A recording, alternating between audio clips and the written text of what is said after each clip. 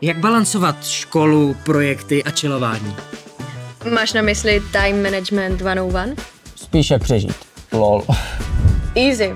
Máme fakt top zázemí. Máme laborky s profitechnikou, prostor na projekty a pak taky chillovací zóny na reset. To je solid. A co když jsem ten typ, co je gym rat? Tak se naučíš plánovat a bude to výzva. A když na sobě zamakáš, tak do 5 let můžeš mít 3 tituly a možná z tebe dokonce bude i mistr světa. Wait, 3 tituly? To mi zní OP.